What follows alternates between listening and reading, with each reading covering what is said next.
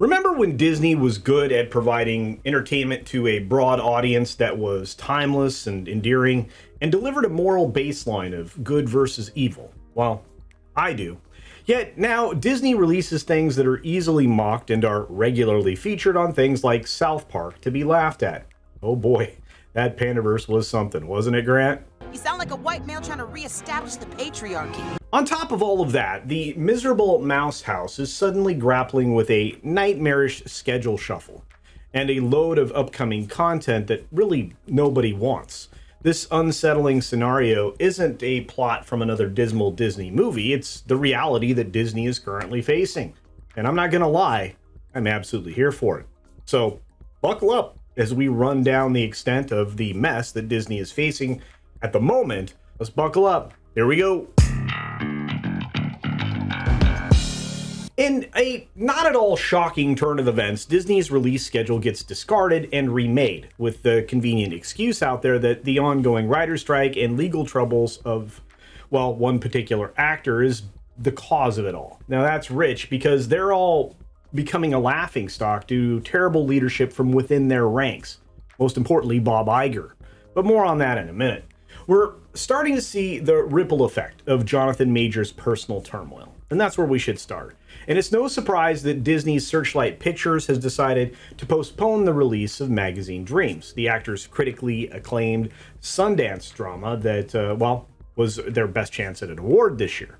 And that original release date of December 8th has been scrapped, primarily because, well, Majors is due in court on November 29th, and he's facing charges related to a very serious DV issue from March. So the fate of Magazine Dreams remains uncertain at all. It kind of hinges on the outcome of Major's legal proceedings. If all goes well for the actor, the film might find its place in the New Year's cinematic release lineup somewhere down the road. But for Disney's Searchlight, this means hanging your award hopes on something like Poor Things, which is directed by Yorgos Lanthimos and starring Emma Stone, which is probably a pretty bad bet to take there. What's worse is Majors is the big bad for Phase Bore, Phase Dive, and Phase Ick. Meaning if he's actually cooling his heels in a cell for a year, or even a few months, you can probably throw out all of that going forward. The PR would be a nightmare, it kind of already is, and if you keep him, well, I mean, that's kind of worse than Rachel Zegler, which we'll get to in a moment.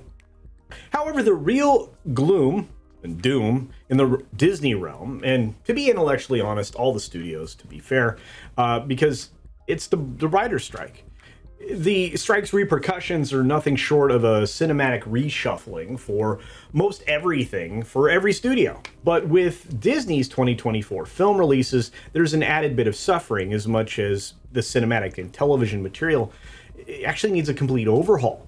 Therefore, they're being deferred all the way to 2025. And in some news that I had a few days ago, it seems the first on the list to go or get moved is Ilio, which was initially slated for March 1 of 2024, but has now been pushed 15 months to June 13th of 2025. The delay raises questions about Ilio for sure, and what was the messaging that was going to be pushed within it?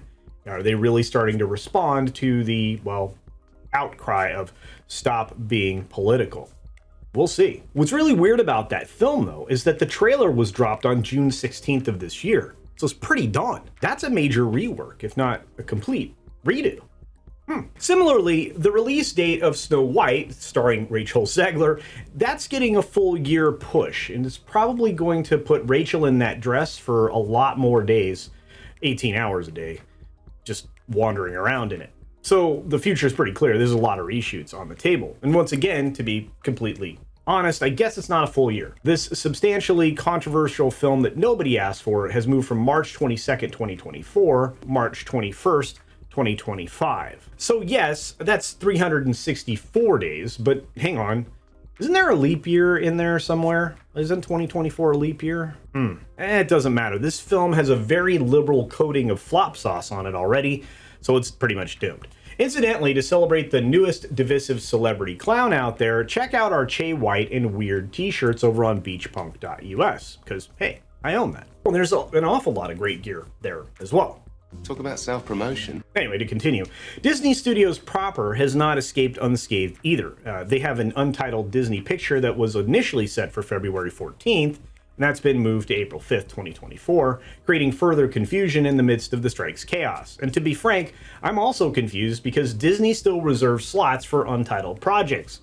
And whenever I see that, I think they just make so much mediocre garbage that they don't care what garbage item that they actually put in that slot. It's just whatever garbage is the most polished, or whatever turd's the most polished. Pick your, descriptor there. And of course, the turmoil doesn't end there. I mean, Disney recently decided to pull New Regency's film, The Bike Riders, from its planned December 1 theatrical debut. And this decision was attributed to AMC's simultaneous release of Beyonce's concert film, which is kind of also a documentary. That's scheduled for the same day, so you also have the ongoing actor strike, which reminds me of this question I get asked about all the time. Why are studios blaming the actor strikes when the completed projects are already in the can and ready to go? Well, the answer is that studios still believe that they need the stars to go on junkets and late night shows to promote the films. With the strike now dragging out, no actor does publicity for a struck project or company. So no smiling face promotion. Not that it seems to matter. I mean, lots of films have done just fine without that. In fact, I would say some of them did better, probably because of it. And in light of these developments, Disney finds itself in a position I'm sure they never imagined when they controlled over 33% of the domestic box office earnings. Their current cinematic conundrum is completely self-created. Driving audiences away from your products with all of the messaging, well, that's mistake one. Forcing moviegoers to endure a prolonged wait for releases that now have to be retooled because of that messaging was mistake two. And not laying out a framework for negotiating the strikes in advance was mistake number three.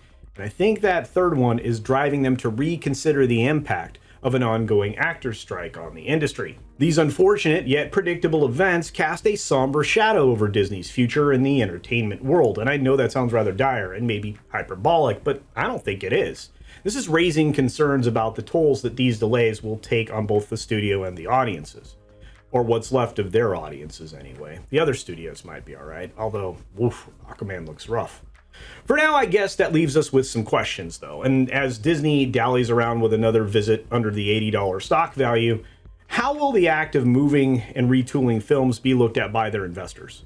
And given a string of recent and future flops across all their franchises, what does leadership have to do to turn it around now that, well, they've added some time to make these changes? And are you, at all, looking forward to any Disney releases in the next few months, or what's left of them anyway? Let me know your thoughts down in the comments section below, and hit that like button for me. Oh, and the subscribe button if you're not already there, because, well, that'll help too.